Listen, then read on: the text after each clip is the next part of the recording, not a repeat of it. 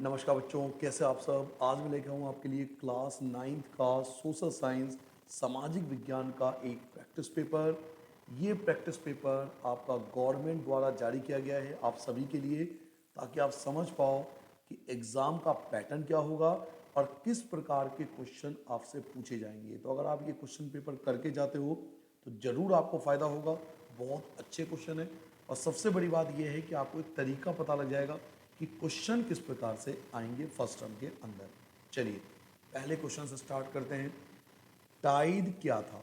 Option A, सीधे राज्य के द्वारा किया जाने वाला कर, फ्रांस की मुद्रा, चर्च के द्वारा वसूल किए जाने वाला कर, या उपरोक्त में से कोई नहीं।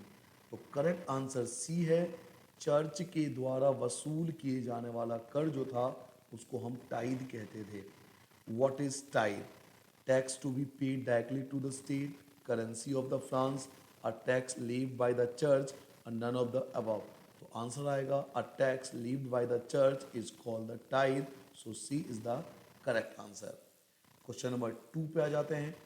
18वीं शताब्दी में फ्रांसीसी समाज कितने स्टेट में विभाजित था? याद कीजिए, फ्रांस में 3 प्रकार के स्टेट थे, प्रथम स्टेट, द्वितीय स्टेट और तृतीय स्टेट। तो 3 इसका आंसर आएगा, 3 पे आपको टिक करना है। In the 18th century French society was divided into how many state? कितने स्टेट थे? तो 3 स्टेट आंसर है, फर्स्ट स्टेट, सेकेंड स्टेट और थर्ड स्टेट। क्वेश्चन नंबर 3 पढ़िए। गलत मिलान की पहचान कीजिए। Find the incorrect match. आपको बताना है कि इनमें से कौन सा इनकरेक्ट है। रॉबेस्पियर जो था एक शासक था, बिल्कुल सही है। लुई 16 भी एक शासक था, बिल्कुल ठीक। बट जॉन लॉक जो थे वो शासक नहीं थे, वो एक फिलोसफर थे। तो जॉन लॉक, सी जो है वो इनकरेक्ट है। गलत की पहचान करना है तो जॉन लॉक शासक नहीं थे, तो सी आपका आंसर आएगा। रॉबेस्पियर एक रूलर थे, लुई 16 भी एक रूलर थे, बट जॉन लॉक रूलर नहीं थे, वो एक फिलोसफर थे। तो सी जो है वो इनकरेक्ट मैच है, तो सी आपका आंसर होगा। Question number 4। अपनी पूंछ मुंह में लिए हुए सांप किसका प्रतीक है? आजादी का, सनातनता का, ज्ञान का, या एकता का? तो अपनी पूंछ मुंह में लिए हुए जो सांप है ये प्रतीक है सनातनता का। इसे इंग्लिश में बोलते हैं इटर्निटी। इटर्निटी का प्रतीक है, हिस्ट्री की बुक में आपको दिया हुआ है। इंग्लिश में हम देखिए, snake biting its tail. Snake biting its tail symbolise. जो स्नेक्स बाइटिंग टेल है वो किसको सिंबलाइज किया गया है? तो it is symbolise by eternity. तो बी जो है उसका करेक्ट आंसर है। दासों की आजादी का प्रतीक है, तो दासों की आजादी का प्रतीक है टूटी हुई जंजीर। तो ए आपका आंसर आ गया। आगे आपको पढ़ने की नीड ही नहीं है। दासों की जो आजादी है उसको टूटे हुए जंजीर से रिप्रेजेंट किया गया था। The symbol for freedom of slave, तो फ्रीडम ऑफ स्लेव को रिप्रेजेंट किया गया था द ब्रोकन चेन से। तो ए जो होगा वो आपका करेक्ट आंसर होगा। सही मिलान की पहचान कीजिए। आपको ना मैचिंग्स बताना है कौन सा सही है। माउंट एवरेस्ट भारत, गलत, एवरेस्ट भारत में नहीं है। धौलागिरी ये भी भारत में नहीं है। मक्कालू ये भी भारत में नहीं है। कामेट, जी हाँ, कामेट जो है ये शायद उत्तराखंड में है। तो डी जो है वो करेक्ट है। डी, कामेट जो है वो उत्तराखंड में, भारत के अंदर है। तो डी इसका आंसर होगा। Find the correct match. Mount Everest India के अंदर नहीं है तो ये इनकरेक्ट है। धौलागिरी इंडिया में नहीं है। मकालू भी इंडिया में नहीं है, बट कामेट इंडिया के अंदर है। तो डी जो होगा वो इसका करेक्ट आंसर है। ये आपके ज्योग्राफी भूगोल की बुक से क्वेश्चन दिया गया था। मेरा मित्र एक ऐसे देश का निवासी है जिसके देश की सीमा भारत से नहीं लगती है। तो बताइए वो कौन से देश में है? तो भूटान की सीमा तो लगती है, बांग्लादेश की सीमा भी लगती है, नेपाल की सीमा भी लगती है, लेकिन ईरान की सीमा भारत से नहीं लगती। तो बी इसका आंसर होगा। My friend he is from a country, मेरा फ्रेंड जो है ऐसे देश में रहता है that does not share its boundary with India, जो अपना बाउंड्री शेयर नहीं करता इंडिया से। तो आंसर आएगा ईरान, क्योंकि बाकी कंट्री जो है वो हमारी नेबरिंग कंट्री है। तो बी जो है वो इसका करेक्ट आंसर होगा। 82 डिग्री 30 मिनट पूर्वी देशांतर को क्या कहते हैं, इसे क्या कहलाती है? इसको बोलते हैं भारत का मानक यामोत्तर रेखा या भारत का मानक मध्याह्न रेखा। तो बी इसका आंसर आएगा। जो 82 डिग्री 30 मिनट पूर्वी देशांतर है उसको भारत का मानक यामोत्तर रेखा कहते हैं, जिसके अकॉर्डिंग टाइम डिसाइड होता है। 82 degree 30 minute east longitude is called, क्या कहते हैं इसको? इसको बोलते हैं प्राइम मेरिडियन ऑफ इंडिया या फिर standard meridian of India. So B जो है वो करेक्ट आंसर है। ज्योग्राफी के पहले चैप्टर में क्वेश्चन दिया हुआ है। क्वेश्चन नंबर 9, निम्नलिखित में से किस भारतीय राज्य की सीमा पाकिस्तान से नहीं मिलती है? तो पंजाब की तो सीमा मिलती है। आप सब अगर आप पंजाब जाते हो तो आपको पता होगा पंजाब की सीमा मिलती है। हिमाचल प्रदेश की सीमा नहीं मिलती। गुजरात राजस्थान की सीमा मिलती है, गुजरात की सीमा भी मिलती है। तो निम्नलिखित में किस भारतीय राज्य की सीमा पाकिस्तान से नहीं मिलती? तो हिमाचल प्रदेश, यानी बी जो है वो करेक्ट आंसर है।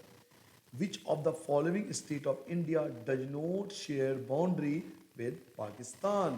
सो आंसर इज हिमाचल प्रदेश। हिमाचल प्रदेश की सीमा पाकिस्तान से नहीं मिलती, तो बी इसका आंसर होगा।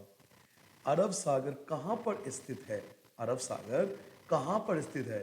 भारत के पूरब में या भारत के पश्चिम में, भारत के उत्तर में, भारत के दक्षिण में? तो भारत के पश्चिम में, बी जो है वो आंसर होगा। अरब सागर भारत के पश्चिम में है। The Arabian Sea is located in the, जो अरेबियन सी है वो कहाँ लोकेटेड है? तो west of India.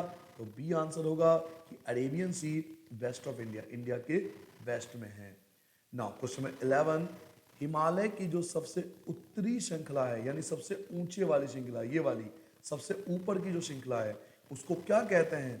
Himachal, Nilgiri, Shivalik या फिर हिमाद्री? तो हिमाद्री आपको पता होगा कि सबसे ऊपर वाले पार्ट को हम हिमाद्री कहते हैं, तो डी इसका आंसर होगा। The northern most range of Himalaya is called Himadri. Himadri जो है वो हमारा नॉर्थन मोस्ट पार्ट या रेंज है हिमालय का, तो हिमाद्री इसका डी जो है वो आंसर होगा। क्वेश्चन नंबर 12, भांगर क्या है? आपने पढ़ा होगा खादर और भांगर। नए जलोढ़ मैदान, पुराने जलोढ़ मैदान, नदियों की आखिरी अवस्था या दो नदियों के बीच की भूमि? तो जो पुराने जलोढ़ की मृदा होती है उसको भांगर कहते हैं।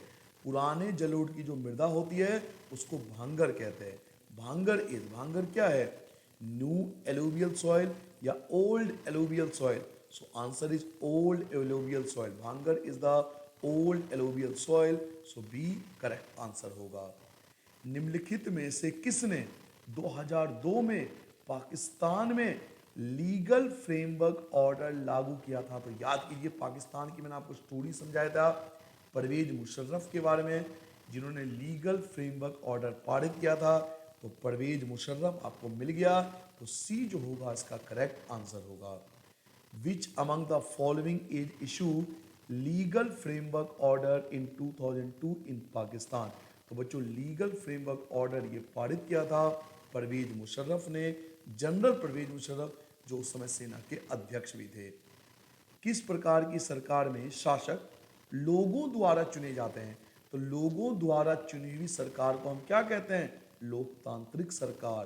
तो बी जो है वो इसका आंसर होगा कि लोगों द्वारा चुनी गई सरकार को लोकतांत्रिक सरकार कहते हैं।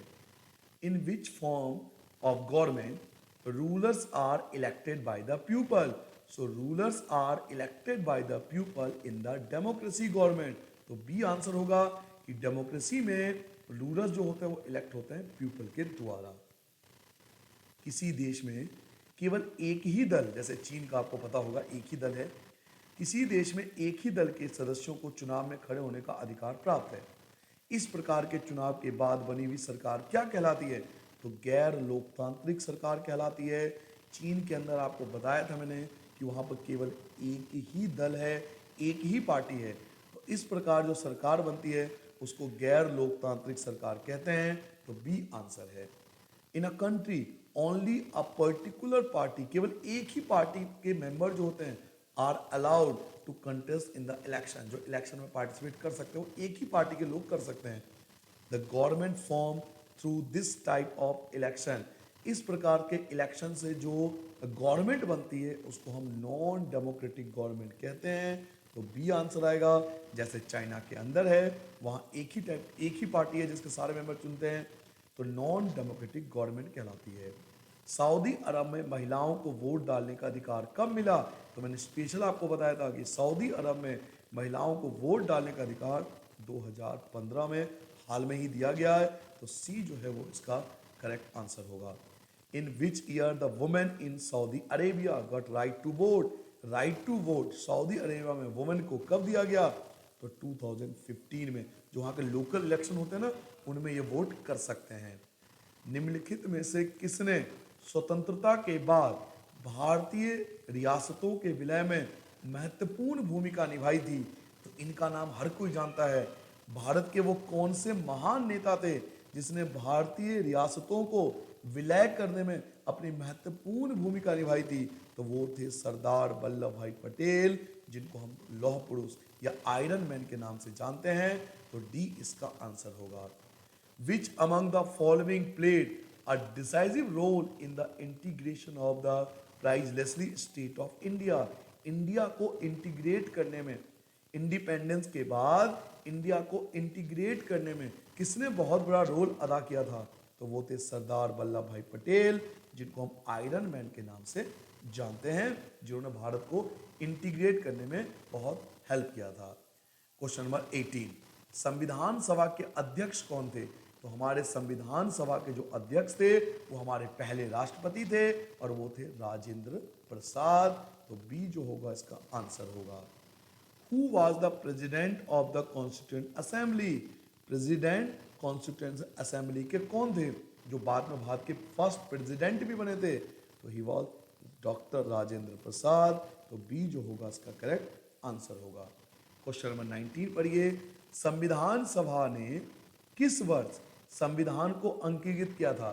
तो संविधान सभा ने 1949 को, 1949 को संविधान को अंगीकृत किया गया।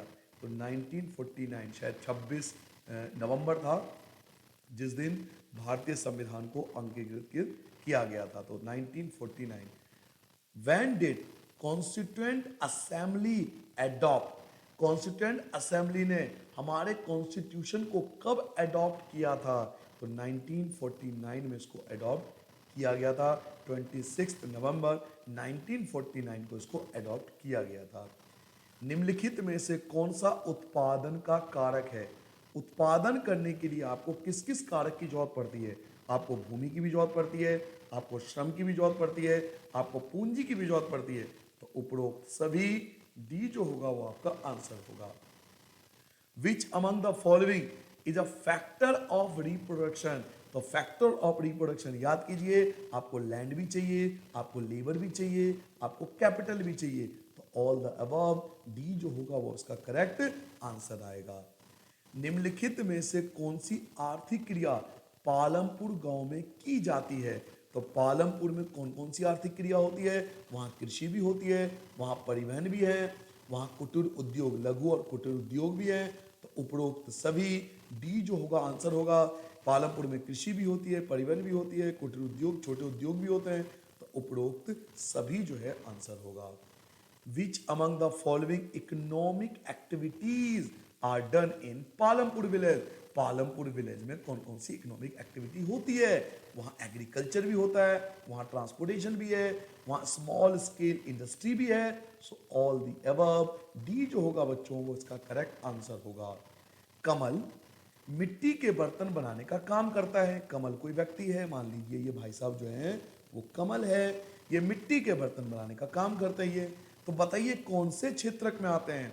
प्राथमिक क्षेत्र, द्वितीय क्षेत्र, तृतीय क्षेत्र या कोई नहीं? तो आंसर होगा प्राथमिक क्षेत्र, क्योंकि ये मिट्टी से, जमीन से जुड़ा हुआ काम कर रहे हैं। तो इसलिए आंसर जो होगा वो आपका क्या होगा? प्राथमिक क्षेत्र। आपको ए पे टिक करना है। कमल वर्क एज ए पॉटर, कमल जो है वो एक पॉटर है।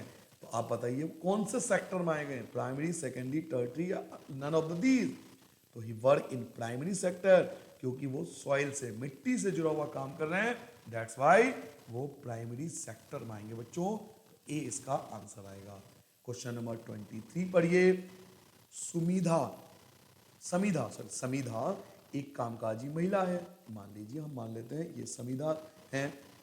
उसे सवैतनिक अवकाश यानी इनको छुट्टी भी मिलती है और उसके लिए छुट्टी के लिए वेतन भी मिलता है, पैसे नहीं कटते इनकी सैलरी में से। और सामाजिक सुरक्षा जैसे बीमा मिलती है, ग्रेजुटी मिलती है, प्राप्त होती है। तो बताइए वह रोजगार के किस क्षेत्र में आते हैं। तो देखिए, रोजगार के दो कैटेगरी होते हैं। जिनको छुट्टी मिलता है और सैलरी नहीं कटता वो सब होते हैं संगठित क्षेत्र, इनको बोलते हैं संगठित क्षेत्र। तो ये संगठित क्षेत्र में काम कर रही हैं कि इनको सामाजिक सुरक्षा भी मिल रही है, बीमा, ग्रेजुटी, छुट्टी के लिए सैलरी भी नहीं कट रहे हैं। तो ये संगठित क्षेत्र होते हैं, इन्हें ऑर्गेनाइज सेक्टर बोलते हैं। तो ए आंसर आएगा।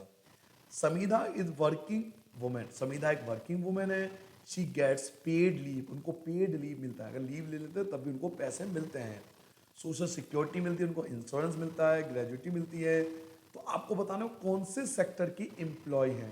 तो she is working in organise sector, क्योंकि आप ऑर्गेनाइज सेक्टर के बारे में जानोगे तो आपको पता लगेगा ऑर्गेनाइज सेक्टर में काम करने वाले लोगों की छुट्टी भी मिलती है, उनका इंश्योरेंस भी होता है, उनको ग्रेजुटी भी होता है। इवन आपके जो स्कूल के टीचर हैं वो सब ऑर्गेनाइज सेक्टर में काम करते हैं, जिनका काम करने का टाइम फिक्स होता है कि भाई आपको 8 बजे आना है और 2 बजे आपकी छुट्टी हो जाएगी। तो वो सब ऑर्गेनाइज सेक्टर में काम करते हैं।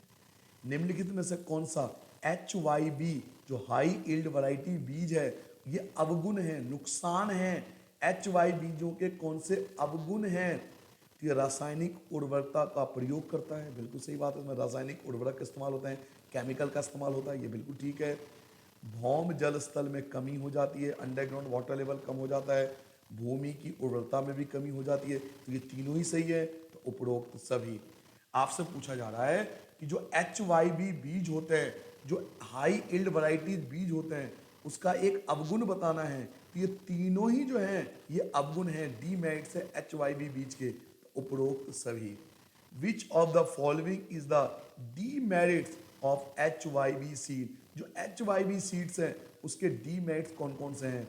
तो इसमें एक्सेसिव यूज होता है फर्टिलाइजर का, ये डिक्रीज कर देता है वाटर लेवल को, ये डिक्रीज कर देता है फर्टिलिटी ऑफ द सॉइल को। ये तीनों ही करेक्ट है, इसलिए ऑल द अबव जो है वो आंसर आएगा। तो आपको आंसर डी पे टिक करना है। ये आपका आ गया, आपका कौन सा क्वेश्चन याद कीजिए, अभिकरण और कारण, जिसको हम बोलते हैं असर्शन और रीजन वाले क्वेश्चन। तो ऑप्शन पढ़ने की आपको जरूरत ही नहीं है, मैंने आपको एक शॉर्टकट बताया था, याद कीजिए शॉर्टकट में क्या बताया था कि अगर ए और बी दोनों स्टेटमेंट सही हो और दोनों आपस में जुड़े हुए हो तो ए पे टिक करना है। अगर ए और बी दोनों सही है लेकिन आपस में ज्वाइंट ना हो, अगर ये आपस में ज्वाइंट ना हो तो बी आंसर आएगा। अगर पहला सही है और दूसरा गलत है तो सी आएगा, और अगर पहला ही गलत हो जाए तो ऑप्शन डी आएगा। फिर सुनिए, अगर दोनों सही है और दोनों आपस में जुड़े हुए हैं तो ए, दोनों सही हैं लेकिन दोनों आपस में नहीं जुड़े हुए तो बी, पहला सही है लेकिन दूसरा गलत है तो सी आंसर, और पहला ही गलत हो जाए तो डी आंसर। नाउ अब पढ़िए क्वेश्चन नंबर 25। भारत एक लोकतांत्रिक देश है, सही बात है, भारत एक लोकतांत्रिक देश है। India is a democratic country, India एक डेमोक्रेटिक कंट्री है, बिल्कुल सही। भारत में जनता द्वारा चुने हुए प्रतिनिधि सारे निर्णय लेते हैं, बिल्कुल सही बात है। तो भारत एक लोकतांत्रिक देश क्यों है, क्योंकि यहाँ जनता ही तो चुनती है प्रतिनिधि को। तो दोनों सही हैं और दोनों आपस में जुड़े हुए हैं, इसलिए ए जो है इसका आंसर होगा। इंडिया एक डेमोक्रेटिक कंट्री है और इंडिया के अंदर इलेक्टेड रिप्रेजेंटेटिव बाय पीपल, जो इलेक्टेड रिप्रेजेंटेटिव होते हैं, लोग जो जिनको चुनते हैं वही सारे डिसीजन लेते हैं। तो सही बात है, तो क्योंकि डेमोक्रेटिक कंट्री भी है और यहाँ लोगों का जो इलेक्टेड रिप्रेजेंटेटिव होते हैं वही सारे डिसीजन लेते हैं, तो ये इसका करेक्ट रीजन भी है, इसलिए ए जो होगा इसका करेक्ट आंसर होगा। नेक्स्ट क्वेश्चन पढ़ते हैं, क्वेश्चन नंबर 26। यहाँ पे आपको सही मिलान कीजिए और विकल्प को चुनिए। तो आपको पहले मिलान चुनना है। गणतंत्र, गणतंत्र का मतलब क्या होता है, तो गणतंत्र का मतलब होता है भारत का प्रमुख लोगों द्वारा चुना होगा, ना कि किसी वंश या राज्य का खानदान, यानी राजा का बेटा राजा नहीं होगा, इसका मतलब होता है गणतंत्र। तो पहले का सी आंसर है। स्वतंत्रता का मतलब है कि नागरिक कैसे सोचें, किस तरह अपने विचारों को अभिव्यक्त करें, अपने विचारों पर अमल करें, इस पर कोई पाबंदी नहीं है। तो दूसरे का हो गया ए आंसर। न्याय, नागरिकों के साथ उनकी जाति, धर्म और लिंग के आधार पर कोई भेदभाव नहीं होगा, तो थर्ड का हो गया आपका बी। तो चेक कीजिए, पहले का सी, फर्स्ट का सी, फर्स्ट का सी यहाँ भी है और यहाँ भी है, सेकंड का ए, सेकंड का ए, ये गलत हो गया, सेकंड का ए और थर्ड का बी, थर्ड का बी। तो देखिए ए में सारे मैच हो रहा है, इसलिए ए आंसर आएगा। इंग्लिश मीडियम देखिए, रिपब्लिक, रिपब्लिक का मतलब होता है the head of the state, जो स्टेट का हेड होगा वो इलेक्टेड पर्सन होगा, ना कि हेरिडिटी पोजीशन होगा, यानी राजा का बेटा राजा नहीं होगा। तो ये आंसर है पहले का। लिबर्टी का मतलब होता है there is no unreasonable restriction, कोई अनरीजनेबल रिस्ट्रिक्शन नहीं होगा सिटीजन के ऊपर। जस्टिस का मतलब होता है citizen can not be discriminated, citizen को डिस्क्रिमिनेट नहीं किया जा सकता उनके कास्ट या रिलीजन या जेंडर के बेस पे। तो ये आंसर होगा। तो फर्स्ट का सी, फर्स्ट का सी, सेकंड का ए, सेकंड का ए और थर्ड का बी, थर्ड का बी। ए में सारे आ रहे हैं, तो ए जो है वो उसका करेक्ट आंसर है। नाउ 27 पढ़िए, निम्नलिखित में से किस देश से प्रेरणा लेकर, कौन से देश से प्रेरणा लेकर समकालीन दुनिया यानी आज की दुनिया के अधिकांश देश अपने संविधान की शुरुआत एक प्रस्तावना से करते हैं। तो प्रस्तावना की सबसे पहले शुरुआत की थी संयुक्त राज्य अमेरिका, यूएसए ने। तो सी जो है वो आंसर होगा, प्रस्तावना की शुरुआत संयुक्त राज्य अमेरिका ने किया था। Taking inspiration from which of the following country, किस कंट्री से इंस्पिरेशन मिलता है कि मोस्ट ऑफ द जो आज के कॉन्टेम्प्रेरी वर्ल्ड के अंदर, आज वर्ल्ड के अंदर अधिकतर देशों ने चूज किया है अपने कॉन्स्टिट्यूशन को, बिगिन स्टार्ट करते हैं अपने कॉन्स्टिट्यूशन को एक प्रेमल के द्वारा। तो प्रेमल की शुरुआत की थी यूएसए ने, यूनाइटेड नेशन अमेरिका ने। तो सी आंसर आएगा। भारत एक पंथ निरपेक्ष राज्य है। देखिए पंथ निरपेक्ष राज्य का आपसे मतलब पूछा जा रहा है, तो ये आपके सिविक्स का चैप्टर 3 है। पंथ निरपेक्ष राज्य का मतलब होता है कि नागरिकों को किसी भी धर्म को मानने की पूरी स्वतंत्रता है। आप किसी भी धर्म को मान सकते हो, उसको अपना सकते हो।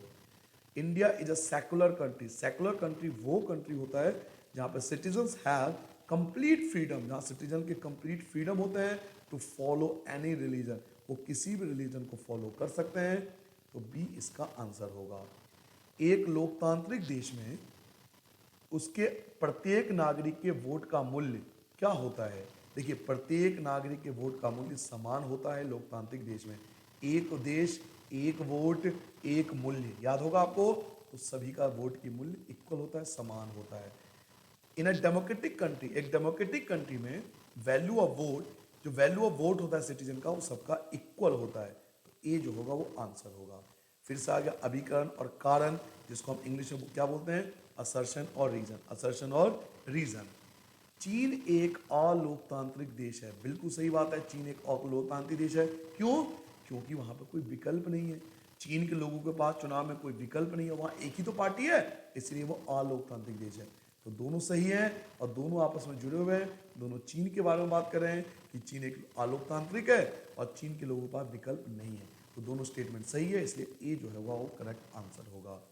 English medium, China is called a non democratic country, China एक नॉन डेमोक्रेटिक कंट्री है, बिल्कुल सही। People do not have choice in the election, people के पास कोई चॉइस नहीं है इलेक्शन में, क्योंकि वहाँ एक ही पार्टी है। तो ये स्टेटमेंट भी करेक्ट है, इसलिए ए जो होगा वो आंसर होगा। दोनों चाइना के बारे में ही बात कर रहे हैं। 31 पे आते हैं, निम्नलिखित में से लोकतंत्र के पक्ष में कौन सा तर्क सही है, यानी लोकतंत्र के फायदे बताने हैं। बेहतर निर्णय लेने की संभावना होती है, बिल्कुल सही बात है, इसमें बेहतर निर्णय लेने की संभावना होती है क्योंकि सबसे पूछा जाता है। नागरिकों का सम्मान बढ़ता है, ये भी सही है। निर्णय लेने में देरी होती है, ये डिसएडवांटेज है।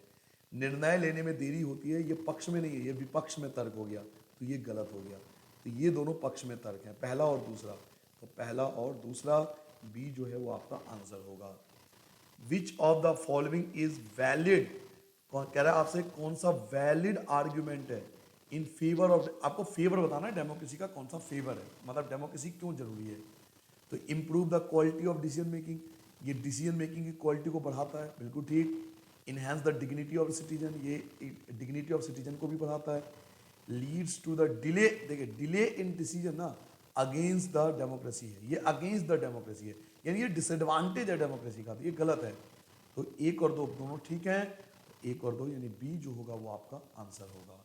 32 देखिए, आजादी की लड़ाई के दौरान भारतीय राष्ट्रीय कांग्रेस के किस नेता ने 8 अन्य नेताओं के साथ मिलकर 1928 में भारत का संविधान बनाया था?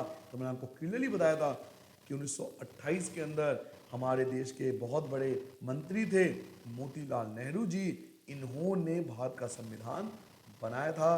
तो ऑप्शन बी जो होगा 32 का वो आपका करेक्ट आंसर होगा। तो आपको बी पे टिक करना है, Motilal Nehru. In 1928, which of the following Indian National Congress leader drafted Indian Constitution along the 8 other Congress leader? कौन से लीडर ने 8 अदर लीडर के साथ मिलकर भारत का कॉन्स्टिट्यूशन सबसे पहले लिखा था? तो वो थे मोतीलाल नेहरू जी। तो बी जो होगा वो इसका आंसर होगा। फिर से असर रीजन आ गया, अभिकरण और कारण। अरुणाचल प्रदेश और गुजरात के स्थानीय सीमा में 2 घंटे का अंतर है, बिल्कुल याद कीजिए, चैप्टर 1 में दिया हुआ है। अरुणाचल प्रदेश और गुजरात में 2 घंटे का अंतर है, सही स्टेटमेंट है। क्यों? क्योंकि भारत की मानक समय रेखा कितनी है? 82 डिग्री 30 मिनट। तो उसके अंदर क्या होता है कि यहाँ इन दोनों के बीच में 30 डिग्री का गैप हो जाता है और हर एक डिग्री में 4 मिनट होता है। तो मल्टीप्लाई कर दो तो 120 मिनट हो गया ना, यानी दो घंटे का अंतर हो गया। तो इसलिए 2 घंटे का अंतर होता है अरुणाचल प्रदेश और गुजरात के बीच में। तो दोनों स्टेटमेंट सही हैं, दोनों स्टेटमेंट सही हैं और भारत की मानक यामोत्तर रेखा भी यही है। इसकी वजह से ही 2 घंटे का अंतर होता है, क्योंकि दोनों स्टेटमेंट सही हैं और दोनों आपस में जुड़े हुए हैं, इसलिए ए आंसर आएगा।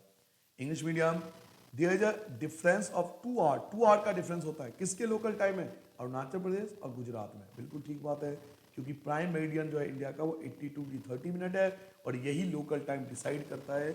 इसके अकॉर्डिंग 2 घंटे का डिफरेंस है दोनों के बीच में एक्चुअल टाइम में। दोनों स्टेटमेंट सही हैं और दोनों आपस में जुड़े हुए हैं, इसलिए ई आंसर आएगा।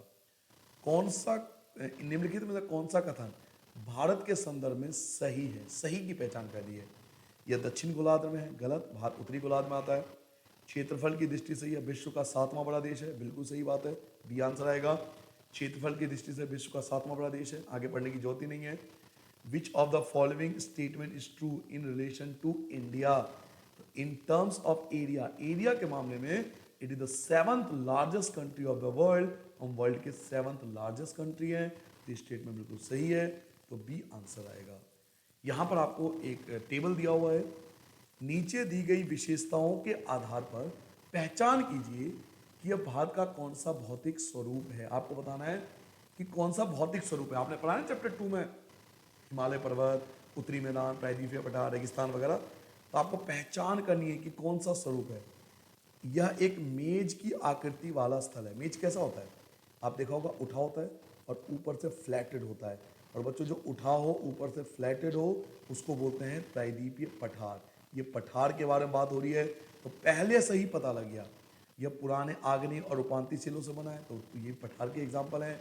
इसके 2 भाग हैं, मध्य उच्च भूमि और दक्कन का पठार। तो ये प्रायद्वीपीय पठार के बारे में बात कर रहे हैं, तो बी जो होगा वो उसका आंसर होगा।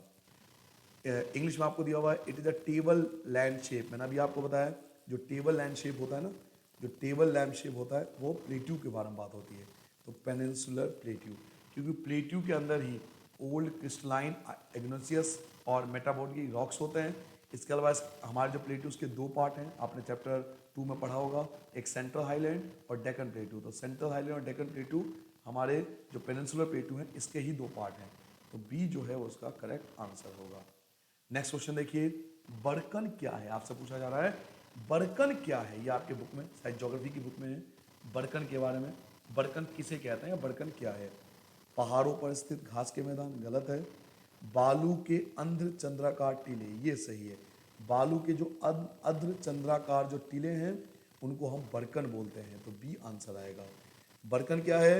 ये क्रिस्टल शेप ड्यून्स होते हैं। क्रिस्टल शेप आधे चंद्र बिंदु जैसे होते हैं, आधे चंद्र बिंदु क्रिस्टल शेप ड्यून्स होते हैं। तो बी जो होगा वो आंसर होगा बर्कन के बारे में। तो बी पे आपको टिक करना है। 37 पढ़िए, निम्नलिखित में से कौन सा द्वीप प्रवालों से बना है? तो ये चैप्टर आपने पढ़ा होगा, प्रवालों से बना हुआ द्वीप याद कीजिए। स्पेशली मैंने हर बच्चे को कहा था प्रवालों से बना हुआ द्वीप हमारा लक्षद्वीप है, तो सी इसका आंसर आएगा। Which of the following island of India is form by corals? Coral island किसे बोलते हैं? याद कीजिए, बार बार मैं आपको बताया था कॉरल आइलैंड।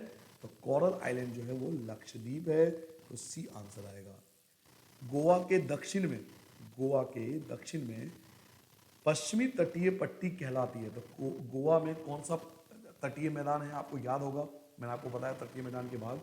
तो गोवा में कौन सा आएगा ये आपसे पूछा जा रहा है। तो ऑप्शन दे रखा है उत्तरी सरकार, कोंकण, कन्नड़, मालाबार।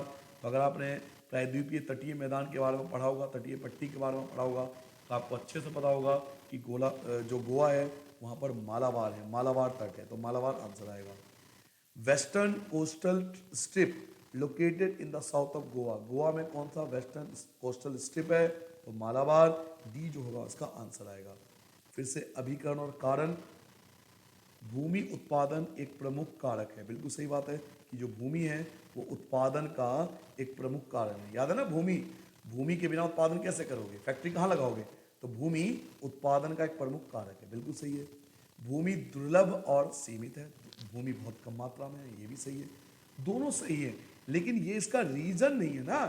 भूमि उत्पादन का एक प्रमुख कारक है और भूमि बहुत कम मात्रा में हमारे पास, दोनों स्टेटमेंट सही है, लेकिन ये इसका रीजन नहीं है, इसलिए ऑप्शन बी आएगा। क्योंकि दोनों सही हैं लेकिन दोनों आपस में जुड़े हुए नहीं है, इसलिए बी जो होगा वो 39 का आंसर होगा। इंग्लिश में देखिए, land is an important factor of production, important factor of production में लैंड था, बिल्कुल सही। लैंड जो है वो रेयर है और लिमिटेड है, लैंड हमारे पास रेयर है और बहुत लिमिटेड है, तो ये स्टेटमेंट भी करेक्ट है। लेकिन दोनों आपस में जुड़े हुए नहीं है, ये इसका रीजन थोड़ी है, ये इसका रीजन थोड़ी है कि लैंड लिमिटेड है, इसलिए बी जो होगा वो उसका आंसर होगा। आपको बताना है निम्नलिखित में से गलत कथन की पहचान कीजिए, गलत को पहचाना है। कच्चा माल कार्यशील पूंजी का उदाहरण है, सही स्टेटमेंट है।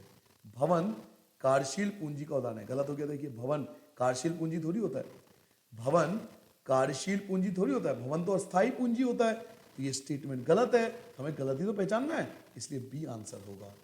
आइडेंटिफाई द इनकरेक्ट स्टेटमेंट, आपको इनकरेक्ट स्टेटमेंट पहचानना है। रॉ मटेरियल जो है वो वर्किंग कैपिटल है, स्टेटमेंट सही है कि भाई रॉ मटेरियल जो होता है वो वर्किंग कैपिटल होता है। बिल्डिंग वर्किंग कैपिटल थोड़ी होता है, बिल्डिंग एक फिक्स कैपिटल होता है, तो ये स्टेटमेंट गलत है, ये स्टेटमेंट इनकरेक्ट है, इसलिए बी आंसर होगा, क्योंकि हमें इनकरेक्ट ही तो पहचानना है। फिर से असर्शन रीजन आ गया, गांव में मौसमी बेरोजगारी अधिक पाई जाती है, बिल्कुल ठीक। क्यों? क्योंकि अधिकतर लोग कृषि करते हैं, ज़्यादातर लोग कृषि करते हैं, ये भी सही है, दोनों सही है और ये इसका करेक्ट आंसर है। गांव में मौसमी बेरोजगारी क्यों है?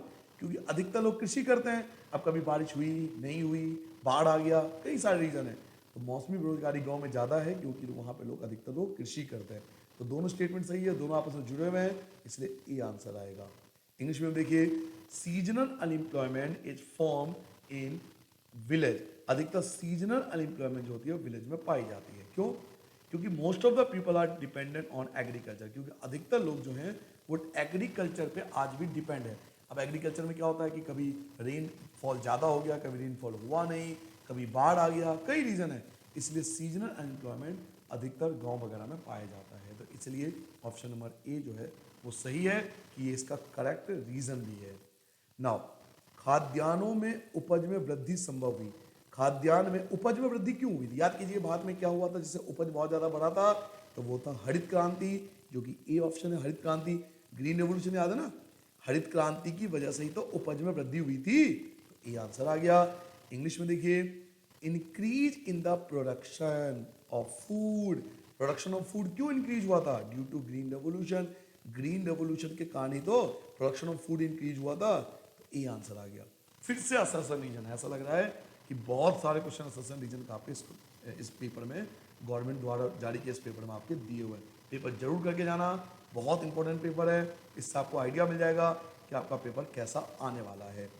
फ्रांस में बढ़ते करों से सबसे ज़्यादा तीसरा स्टेट प्रभावित थे। देखिए, फ्रांस में जब करों को बढ़ाया जाता था ना, तो सबसे ज़्यादा इफेक्ट तीसरे स्टेट के लोग होता था। क्यों? क्योंकि ये थोड़े गरीब थे, तो जब टैक्स बढ़ेगा तो सबसे ज़्यादा स्टेट तीसरे स्टेट के लोग होता था। वैसे भी टैक्स कौन भरता था फ्रांस में? तीसरे स्टेट के लोग, तो स्टेटमेंट सही है। फ्रांस में केवल तीसरे स्टेट के लोग ही तो टैक्स देते थे, इसलिए तो वो प्रभावित थे। फ्रांस में टैक्स बढ़ने पर तीसरे स्टेट के लोग प्रभावित थे। क्यों? क्योंकि फ्रांस में टैक्स ही तो तीसरे स्टेट के लोग भरते, तो ये भी ठीक है और ये इसका करेक्ट रीजन भी है, इसलिए ए आएगा। फ्रांस में टैक्स बढ़ने पे तीसरे स्टेट क्यों प्रभावित होते थे? क्योंकि वो टैक्स भरते थे, उनकी मजबूरी थी कि वो टैक्स भरते थे, इसलिए ये इसका करेक्ट क्या है, रीजन है, इसलिए ए जो होगा उसका आपका करेक्ट आंसर होगा। क्लियर हो गया? आगे बढ़ जाएं। इंग्लिश में देखिए, द थर्ड स्टेट, जो थर्ड स्टेट है वो सबसे ज्यादा इफेक्टेड होते थे rising the taxes in France. जब फ्रांस में टैक्स बढ़ा दिया जाता था तो सबसे ज्यादा इफेक्ट होता था फ्रांस। बिल्कुल सही है। Tax had to be paid only third state. Tax कौन पे करता था? केवल थर्ड स्टेट के लोग तो करते थे, इसलिए तो ज्यादा सबसे ज्यादा इफेक्टेड थे। इसलिए ए जो होगा उसका करेक्ट आंसर होगा, क्योंकि दोनों स्टेटमेंट पहले तो सही है और ये इसका करेक्ट रीजन भी है कि भाई थर्ड स्टेट के लोग इफेक्ट होते थे, क्योंकि थर्ड वही तो टैक्स पे करते थे, क्योंकि दोनों थर्ड स्टेट के बारे में बात हो रही है, इसलिए ए जो होगा उसका आंसर होगा। 44 फिर से सेशन रीजन। फ्रांस में 1793 से 1794 को आतंक काल के नाम से, याद है आतंक युग? 1793 से 1794 के बीच में क्या बोलते थे? आतंक युग बोलते थे ना, आतंक राज आ गया। क्यों? क्योंकि मैक्सिमिलियन रॉबेस्पियर ने बहुत सख्त नीति अपनाई थी। मैंने आपको बताया था गिलोटीन की एक मशीन बनाई थी जिसके द्वारा सर को काट दिया जाता था। तो रॉबेस्पियर ने दंड और नियंत्रण की सबसे सख्त नीति अपनाई थी। तो दोनों स्टेटमेंट सही है। और आतंक राज क्यों कहते थे? क्योंकि रॉबेस्पियर ने दंड की बहुत सख्त नीति अपनाई थी। तो ये इसका करेक्ट रीजन भी है, तो इसलिए ए जो है वो उसका आंसर आएगा। इंग्लिश में देखिए, द पीरियड फ्रॉम 1793 से 1794 को रीजन ऑफ टेरर कहते थे। बिल्कुल सही बात है। Robespierre followed a policy of several control and punishment. आपको बताया था रॉबेस्पियर के बारे में, तो क्योंकि रॉबेस्पियर ने पनिशमेंट के बहुत ज्यादा सख्त नीति अपनाई थी, इसलिए इसको रीजन ऑफ टेरर कहते थे। तो दोनों स्टेटमेंट करेक्ट भी है और ये इसका करेक्ट रीजन भी है, इसलिए ए जो होगा इसका करेक्ट आंसर होगा। नाउ, महिला एवं नागरिक अधिकार घोषणा पत्र, ये बहुत मुश्किल क्वेश्चन है। महिला एवं नागरिक घोषणा पत्र किसने तैयार किया था? तो आपको ये बहुत अलग से याद रखना पड़ेगा, ओलंप दे गूज, ये आपको याद रखना है। महिला, फ्रांस के अंदर महिला एवं जो महिलाओं के अधिकार थे, महिला एवं नागरिक अधिकार घोषणा पत्र किसने तैयार किया था? तो ये तैयार किया था ओलंप दे गूज ने तैयार किया था। तो बी आपका आंसर होगा। हु प्रिपेयर्ड, किसने प्रिपेयर किया था? किसने प्रिपेयर किया था declaration of the right of women and citizen? और ये तैयार किया था ओलंप दे गूज ने फ्रांस के अंदर। तो ये बहुत मुश्किल क्वेश्चन है, इसको आपको अलग से याद करना पड़ेगा। तो ओलंप दे गूज ये नाम याद रखना, जिन्होंने फ्रांस में महिलाओं के लिए right for women citizen draft तैयार किया था। नाउ 46 पे आ गए। सही मिलान कीजिए। मिलान चुनना आपको, सही मिलान क्या है? राजदंड। पहला क्या है? राजदंड। तो राजदंड क्या है? तो राजदंड राजा ही तो देगा, तो ये है डी, शाही सत्ता का प्रतीक। पहले का डी, पहले का डी आएगा। तो पहले का डी देखिए, इसमें तो नहीं है, इसमें भी नहीं है, इसमें है और इसमें, तो या तो सी होगा या डी होगा। आगे पढ़ लेते हैं। लाल, जो लाल टोपी थी, लाल टोपी, अब ये लाल टोपी जो पहनी जाती थी वो किसने पहनी जाती थी? तो लाल टोपी पहनी जाती थी दासों द्वारा स्वतंत्र होने के बाद पहने जाने वाली टोपी। दासों द्वारा स्वतंत्र हो जाने के बाद पहने जाने वाली टोपी जो थी वो लाल टोपी को मैं जानती थी। तो दूसरे का जो सी है, तो दूसरे का सी यहाँ मिल गया, इसमें नहीं है, तो डी जो होगा वो आपका आंसर होगा। तो आपको डी पे टिक करना है, डी स्टेटमेंट बिल्कुल सही है। इंग्लिश में देखिए, स्क्रेप्टर, स्क्रेप्टर सिंबल ऑफ रॉयल पावर। राज, स्क्रेप्टर होता है राजदंड। राजदंड कौन देगा? जो राजा होगा। तो स्क्रेप्टर जो है वो ये सिंबल है किसका? ये रॉयल पावर का सिंबल है। और रेड कैप कौन पहनते थे? तो रेड कैप पहनते थे स्लैब, जब उनको फ्री कर दिया जाता था। Cap won by slab upon become a free, जब स्लैब फ्री हो जाते थे तो वो रेड कैप पहनते थे। तो दूसरे का सी आ गया। तो ये जो आपका आंसर होगा वो करेक्ट होगा। आपको आंसर डी पे क्लिक करना है। समझ आ गया बेटा? आगे बढ़ जाएं। नेक्स्ट क्वेश्चन देखिए। अब यहाँ पर आपका केस स्टडी स्टार्ट हो जाता है और केस स्टडी के अंदर एक बात खास याद रखना, टाइम हो तो ही आप इन सभी चीज़ों को पढ़ना। मैं फिर से बोल रहा हूँ, एग्जाम में टाइम है तो आप बिल्कुल पढ़िए, लाइन टू लाइन पढ़िए, एक एक चीज़ पढ़ के आप आंसर दीजिए। ये हिंदी में आपका लिखा हुआ है, यहाँ पर आपका पूरा इंग्लिश में एक्सप्लेन है। बट एज ए टीचर मुझे तो जरूरत नहीं है कि मैं आपको ये पूरा स्टेटमेंट पढ़ूं, क्योंकि मैं आपको डायरेक्ट आंसर दे सकता हूं। और एज ए स्टूडेंट भी, अगर आपने चैप्टर बहुत अच्छे से पढ़ रखा है ना बच्चों, तो हमें ये पैराग्राफ पढ़ने की नीड ही नहीं है। आप पढ़ना, अगर आप नहीं कर पाते क्वेश्चन तो आप इस पूरे पैराग्राफ को पढ़ के आंसर देना, इस पूरे पैराग्राफ को पढ़ के आंसर देना। बट एज ए टीचर मुझे जरूरत नहीं है, तो मैं आपको डायरेक्ट आंसर बता सकता हूँ। जैसे 47 पढ़िए, पालमपुर में विनिर्माण होता है। पालमपुर में किस किस चीज़ का विनिर्माण होता है? तो बहुत छोटे स्तर पर होता है, याद कीजिए। पालमपुर में बहुत छोटे स्तर पर विनिर्माण होता है, बड़े स्तर पर तो नहीं होता। विनिर्माण नहीं होता, ये तो स्टेटमेंट ही गलत है, इसमें से कोई नहीं। तो ऑप्शन ए जो है वो करेक्ट है। Manufacturing in Palampur occur at, manufacturing जो होता है ना पालमपुर के अंदर, वो बहुत स्मॉल स्केल पर होता है। तो अगर आपने चैप्टर पढ़ रखा है तो मुझे जरूरत ही नहीं है ना, अगर मैंने चैप्टर पढ़ रखा है तो मुझे जरूरत ही नहीं है कि मैं पढ़ूं कि छोटे पैमाने पर होता है, क्योंकि चैप्टर में ही मैंने बहुत अच्छे से पढ़ रखा है कि पालमपुर में विनिर्माण बहुत छोटे स्तर पर होता है, स्मॉल स्केल पर होता है। तो ए आंसर आएगा। निम्नलिखित में से कौन पालमपुर में गैर कृषि क्रियाओं का उदाहरण नहीं है, नहीं पहचानना है? तो दुकानदारी गैर कृषि क्रिया, सही बात है, वहां पर है गैर कृषि क्रिया। परिवहन भी है, पशुपालन भी है, लेकिन फसल उगाना गैर कृषि क्रिया थोड़ी है, ये तो कृषि क्रिया हो गया ना। तो डी आंसर है। आपको गैर कृषि क्रिया ढूंढना है, गैर कृषि क्रियाएं का उदाहरण नहीं है। तो फसल उगाना गैर कृषि क्रिया थोड़ी है, ये तो कृषि क्रिया होगी ना फसल उगाना। तो डी आंसर होगा। विच of the following is not an example of non agriculture activity? क्या पहचानना आपको? नॉन एग्रीकल्चर एक्टिविटी आपको पहचानना है। तो नॉन एग्रीकल्चर एक्टिविटी, देखिए आपको पता होना, अगर चैप्टर आपने पढ़ रखा है तो शॉपकीपिंग, ट्रांसपोर्टेशन, एनिमल हस्बेंड्री, ये सभी क्या है? नॉन एग्रीकल्चर एक्टिविटी है। लेकिन आपको कहना है कि कौन सा इनमें से गलत है। तो ग्रोइंग क्रॉप ये नॉन एग्रीकल्चर एक्टिविटी नहीं आता, ये एग्रीकल्चर एक्टिविटी आता है। तो डी आपका आंसर होगा। 49 क्वेश्चन पे आ चुके हैं हम। पढ़िए, आप बड़ा क्वेश्चन है, आराम से पढ़िए। पहले आप पढ़ लीजिए 49। पालमपुर के संबंध में निम्नलिखित में से कौन सा कथन सही है? विनिर्माण कार्य बड़े पैमाने पर होता है, गलत। बड़े पैमाने पर थोड़ी होता है, छोटे पैमाने पर होता है, अभी बताया था। विनिर्माण कार्य पारिवारिक श्रम की सहायता से किया जाता है, ये स्टेटमेंट सही है कि परिवार की मदद से ही विनिर्माण करते हैं। विनिर्माण कार्य बड़े पैमाने पर तो होता ही नहीं है, तो केवल एक ही स्टेटमेंट सही है। कौन सा स्टेटमेंट सही है? तो सेकंड स्टेटमेंट सही है कि विनिर्माण कार्य जो होता है वो पारिवारिक श्रम की सहायता से किया जाता है।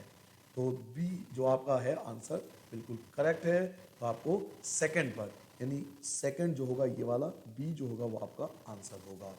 English medium, which of the following is true in concept of Palampur? Palampur के मामले में कौन ट्रू है? तो manufacturing is done with the help of family labour, केवल फैमिली के लोग छोटे स्केल पर मैन्युफैक्चरिंग करते हैं। तो ओनली सेकंड जो बी होगा वो आपका रिक्वायर्ड आंसर होगा। ठीक है, आगे बढ़ जाएं। नाउ 50 क्वेश्चन पढ़िए। क्वेश्चन नंबर 50 पे आ चुके हैं। क्वेश्चन नंबर 50, परिवहन से जुड़े लोगों में का क्या कार्य है? जो परिवहन से जुड़े लोग हैं उसका क्या क्या कार्य होता है? आप खुद बताइए, जो लोग परिवहन में काम करते हैं उसका क्या काम होता है? लोगों को एक स्थान से दूसरे स्थान पर ले जाना, सही बात है। वस्तुओं को भी एक स्थान से दूसरे स्थान पर ले जाना, ये भी सही है। तो आ गया ना सी आंसर आ जाएगा कि भाई ए और बी दो।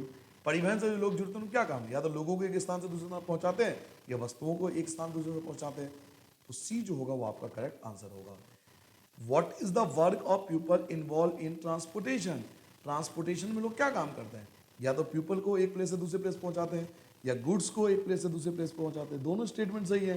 तो सी जो होगा वो आपका आंसर होगा। पालमपुर में निम्नलिखित में से कौन सी आर्थिक क्रिया का उदाहरण है? कह रहा पालमपुर में कौन सी आर्थिक क्रिया का उदाहरण है? वहाँ दुकानदारी भी होती है, वहाँ विनिर्माण कार्य भी होता है, वहाँ परिवहन सेवा भी है। तो उपरोक्त सभी डी, क्योंकि ये तीनों ही सही थे। विच of the following is an example of economic activity in Palampur? तो वहाँ शॉपकीपिंग भी होती है, वहाँ मैन्युफैक्चरिंग भी की जाती है, वहाँ ट्रांसपोर्टेशन भी किया जाता है। तो ऑल द अबव सही है, सारे सही हैं। तो डी आंसर आ गया। पालमपुर और रायगंज, याद कीजिए पालमपुर और रायगंज में 3 किलोमीटर का फर्क था, है ना? याद कीजिए पालमपुर से रायगंज 3 किलोमीटर का फर्क था। उसके बीच निम्नलिखित में से कौन सा परिवहन का साधन उपयोग में नहीं लाया जाता? तो रिक्शा 3 किलोमीटर के लिए चाहिए, तांगा भी चाहिए, बैलगाड़ी भी चाहिए। अब हवाई जहाज से थोड़ी जाओगे 3 किलोमीटर। तो डी आंसर आएगा। 3 किलोमीटर हवाई जहाज से थोड़ी पहुंचोगे भाई। तो डी आंसर आ जाएगा। इंग्लिश में पढ़ता हूं मैं। विच of the following means of transportation not used between Palampur और रायगंज? देखिए पालमपुर और रायगंज में केवल 3 किलोमीटर का डिफरेंस है और 3 किलोमीटर का डिस्टेंस एरोप्लेन से ट्रैवल नहीं किया जाता, इसलिए डी जो होगा वो आंसर होगा। फिर से आपको एक केस स्टडी दिया हुआ है, ये हिस्ट्री का केस स्टडी है, आप चाहो तो पढ़ लेना, आप चाहो तो ये पूरा पढ़ लेना, ये हिंदी में, आप चाहो तो स्क्रीनशॉट ले लो बाद में पढ़ लेना। ये इंग्लिश में, आप स्क्रीनशॉट लेके रख लो, ये पूरा इंग्लिश में एक्सप्लेन है, स्क्रीनशॉट लेके रख लो आप बच्चों, अब बाद में पढ़ लेना इसके बारे में, बट एज ए टीचर मुझे जरूरत नहीं पड़ेगी, मैं आपको डायरेक्ट आंसर बता सकता हूँ। मध्य वर्ग किसके खिलाफ थे? तो मध्य वर्ग खिलाफ थे राजा के खिलाफ, कि राजा का बेटा राजा नहीं बनेगा। मध्य वर्ग इस बात के खिलाफ थे। वो सामाजिक समानता के खिलाफ थे, ऐसा बिल्कुल नहीं, वो तो सामाजिक समानता के पक्ष में थे। जन्म आधारित विशेष अधिकार के खिलाफ थे, वो इसके खिलाफ थे कि जन्म के आधार पर विशेष अधिकार नहीं होने चाहिए, राजा का बेटा राजा नहीं होना चाहिए, वो इसके खिलाफ थे। तो बी जो होगा वो आंसर होगा। Middle class was against, middle class किसके अगेंस्ट थे? सोशल इक्वलिटी के, प्रिविलेज बाय बर्थ के, इक्वल अपॉर्चुनिटी के, या लिबर्टी के? तो प्रिविलेज बाय बर्थ, बर्थ के अकॉर्डिंग जो प्रिविलेज मिलता है, यानी राजा का बेटा जो राजा बनता है, मोनार्क का सन जो मोनार्क होगा, वो इसके खिलाफ है। तो बी जो होगा वो आंसर होगा। सरकार के अंदर सत्ता विभाजन का मत किसने दिया था? तो याद कीजिए, सत्ता को बांटा गया था, विधायिका, कार्यपालिका, न्यायपालिका। एक बहुत बड़े फिलोसफर ने एक बुक लिखी थी, आपको याद होगा चैप्टर अगर आपने पढ़ा होगा, जिन्होंने विधायिका, कार्यपालिका और न्यायपालिका के बारे में बुक लिखा था, तो वो थे मॉन्टेस्क्यू। तो डी जो होगा वो इसका करेक्ट आंसर होगा। Who propose the idea of division of power? देखिए, पावर को 3 कैटेगरी में बांटा गया था, लेजिस्लेटिव, एग्जीक्यूटिव और जुडिशियरी। और ये बुक लिखने डिवीजन ऑफ पावर किन्होंने किया था? तो ये किया था मॉन्टेस्क्यू ने अपनी बुक में। तो मॉन्टेस्क्यू जो होगा वो इसका करेक्ट आंसर होगा। तो आपको डी पे टिक करना है, डी इसका करेक्ट आंसर हो जाएगा। निम्नलिखित में से कौन सा मध्यम वर्ग का भाग नहीं है? सौदागर मध्यम वर्ग के भाग थे, प्रशासनिक सेवा में लगे लोग ये भी मध्यम वर्ग में आते थे, वकील भी मध्यम वर्ग में आते थे, मजदूर जो थे बच्चों वो मध्यम वर्ग में नहीं आते थे। तो केवल सेकंड बी जो है वो मध्यम वर्ग, मजदूर मध्यम वर्ग में नहीं आते थे।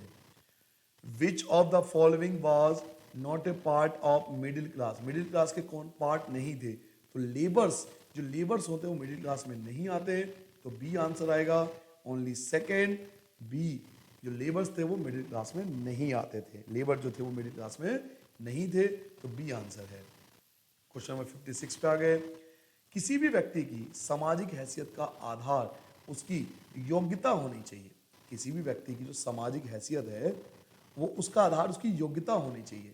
इस मत का समर्थन किसने नहीं किया? इसमें से किसने नहीं किया? कुलीनों ने, मध्य वर्ग ने, दोनों ने, या इनमें से कोई नहीं? तो कुलीनों ने इसका समर्थन नहीं किया। कुलीन क्यों करेंगे समर्थन? वो तो चाहेंगे कि मेरा बेटा राजा बने। तो कुलीनों ने इसका समर्थन नहीं किया था कि राजा का बेटा राजा बने, इस बात का समर्थन नहीं किया था। तो ए आंसर आएगा। अ पर्सन सोशल परफॉर्मेंस, एक पर्सन का जो सोशल परफॉर्मेंस होना चाहिए वही डिपेंड करना चाहिए उसके मेरिट को। Which were not in favour of, कौन इसके फेवर में नहीं थे? तो जो नॉबल्स थे वो इसके फेवर में नहीं थे। वो क्यों फेवर में होंगे? वो तो चाहेंगे मेरे बच्चे राजा बने। तो नॉबल जो थे वो इसके फेवर में नहीं थे, जो फर्स्ट स्टेट और सेकंड स्टेट के लोग थे। नाउ मध्य वर्ग में संपत्ति अर्जित की थी। मध्य वर्ग ने संपत्ति कैसे अर्जित की थी? समुद्र व्यापार से, रेशमी वस्त्र व्यापार से, ऊनी वस्त्र व्यापार से, या उपरोक्त सभी। तो अगर आपने हिस्ट्री पढ़ा होगा तो आपको पता होगा मध्यम वर्ग ने ये सभी व्यापार करना स्टार्ट किया था, इसलिए उन पर बहुत पैसा आया था। तो उपरोक्त सभी, डी आपका आंसर आएगा। Middle class earn there wealth, middle class ने वेल्थ अर्न, वेल्थ मतलब पैसा अर्न किया था किसके द्वारा? तो ओवरसी ट्रेड द्वारा, सिल्क क्लॉथ ट्रेड द्वारा, वुलन क्लॉथ ट्रेड द्वारा, या ऑल द अबव। तो डी आंसर आएगा, क्योंकि वो ट्रेड में थे तो सारे टाइप के ट्रेड करते थे वो। तो डी आपका करेक्ट आंसर आ जाएगा। निम्नलिखित में से कौन सा कथन मध्य वर्ग के बारे में सत्य नहीं है? जो मध्य वर्ग थे ना उनके बारे में कौन सा स्टेटमेंट सही नहीं है? तो स्टेटमेंट पढ़ लेता हूँ। ये पढ़े लिखे थे, तो ये तो स्टेटमेंट सही है, वो पढ़े लिखे थे, बिल्कुल सही बात है। उनका मानना था कि समाज में जन्म आधारित विशेष अधिकार होना चाहिए, ये गलत हो गया। देखिए, उनका मानना था कि समाज में जन्म आधारित विशेष अधिकार होना चाहिए, वो इसके खिलाफ थे, वो इसके खिलाफ थे।